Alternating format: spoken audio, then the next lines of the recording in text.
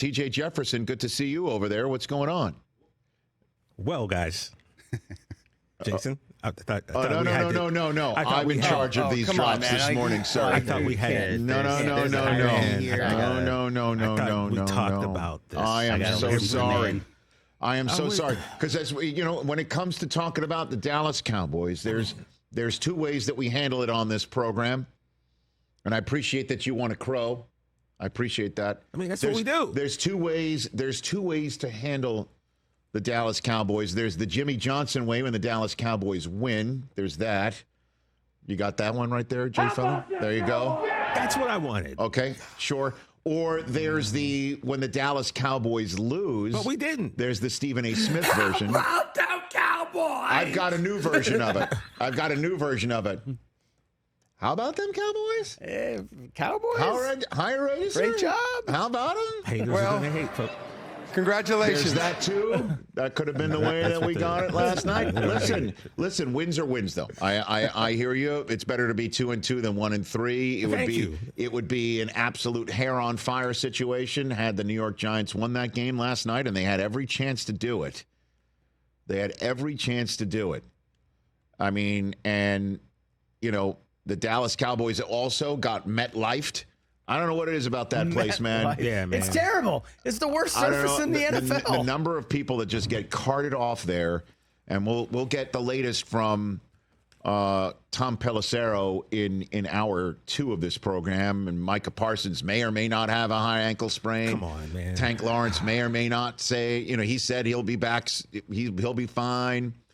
At one point, Diggs left the field to go get an IV, sort of what happened to Kittle a couple weeks ago. Right.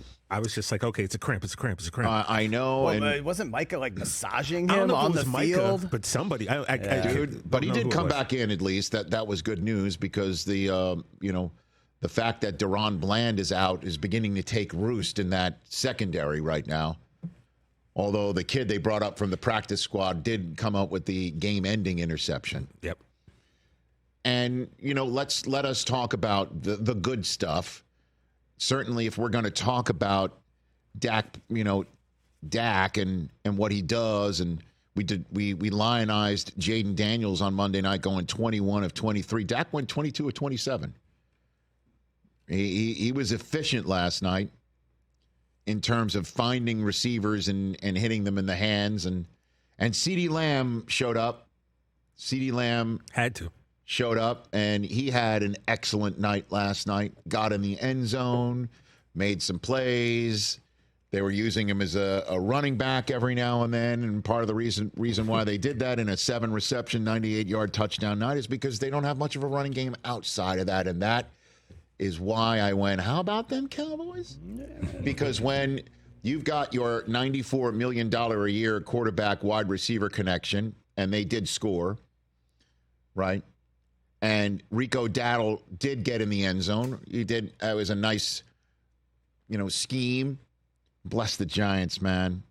They pushed back the Cowboys to go 2nd and long instead of 3rd and 5, and they used that extra yardage to punch it in the end zone on that Rico Dowdle play that had a flag on the field and it got picked up, and there's a touchdown.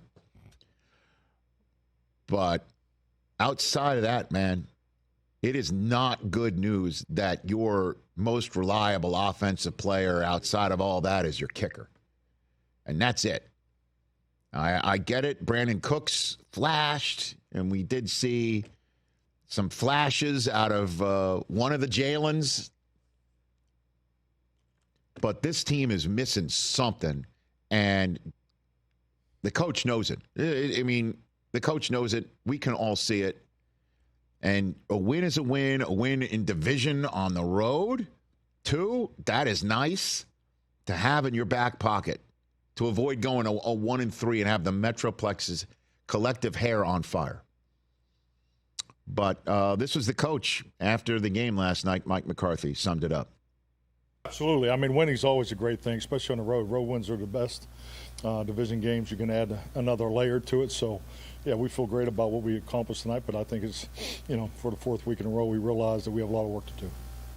4th week in a row, we realize we got a lot of work to do. Team doesn't look at all like the team that showed up in Cleveland week 1 at all.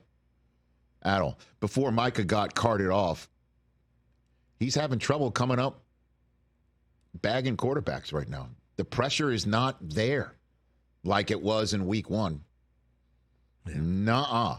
And the offense in week one did just enough, and the defense terrorized Cleveland and Deshaun Watson to the point where we weren't talking about whatever inefficiencies had shown up on offense that day. That may end up being a Browns thing. It may end up being a Browns thing. You're not wrong. But you got to sit here and wonder against Pittsburgh, you might have to come up with your first game that you win with 21 points scored since week one. You might have to do that.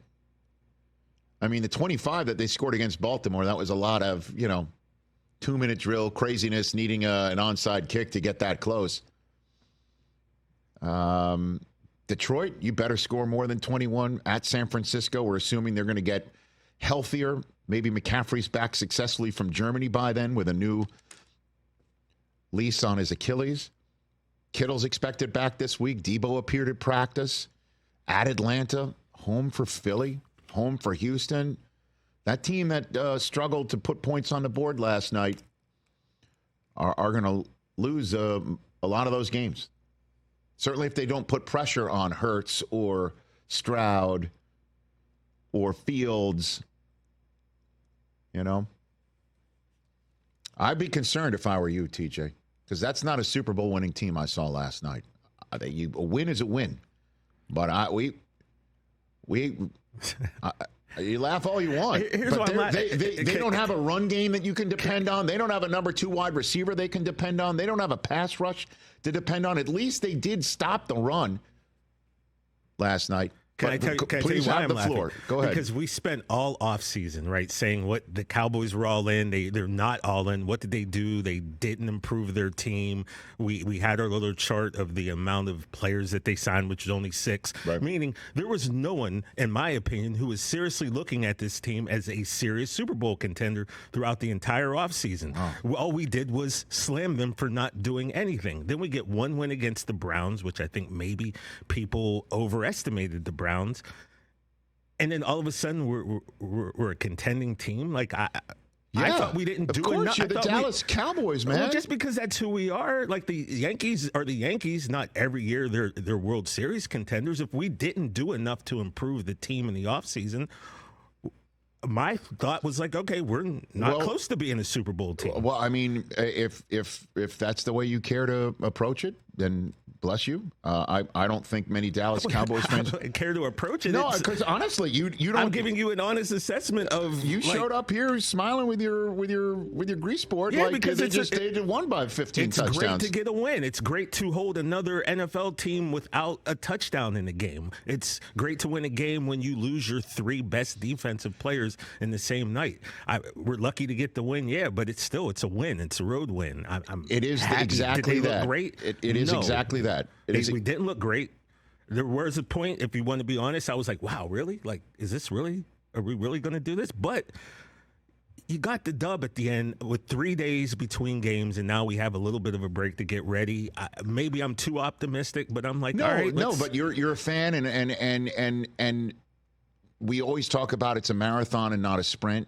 And to be 500 at this point in time, I think is indicative of the depth of this roster and the lack of other weapons for Dak on this roster. And right now they're a 500 team, which is better than being, a 250 team because you're 1-3, and I understand we have to look at alternatives, but for a team that went all in and, injury here, injury there, how deep really are they? And who else is going to be on offense for this team to be a problem? I haven't seen it to the fore yet. And I don't know who's going to walk through that door to provide a spark. I don't know. But they've got some rough games ahead. Their next 6 are against teams that are 100% considered to be, or 7. You got the Washington Commanders, who, by the way, based on the way they've performed so far this year, can win this division. I don't think anybody's running away with it just yet. We'll see what Philadelphia does. But, yes, good news, they won, because the bad news would have been worse. Yeah. Bad news is they're now banged up. We'll see how hurt they are, and we'll see who is going to start, who's going to start scoring points. And certainly let's get Bland back and pick sixing, because that'll help. That's going to help for sure. Scoring touchdowns on defense and special teams like they did in week 1, that's when the Dallas Cowboys are going to look like world beaters. Outside of that, they're going to struggle on offense, and we're going to wonder how they're going to stop people on the ground. And thankfully for them last night, they took on a Giants team that has trouble putting the ball in the end zone, because the Giants moved it on them. And let's talk about the Giants. Rich, real quick, can I ask you a question? Sure. So the last 3 games, this team's only given up 22 points in the second half of these 3 games. So, I mean, that's got to be something for them to kind of hang their hat on. Well, part of that is because the other team didn't need to score anymore. Game was over the last 2 games by halftime. Honestly, you got to look at the scoreboard. They were non-competing in the first halves of the last 2 games at home. So, 2-0 on the road, 0-2 at home, kind of like an exact flipped copy of last year. So maybe if they're doing the opposite, they'll actually win a couple of playoff games. And I'm not saying that facetiously. Well, that would be nice. So,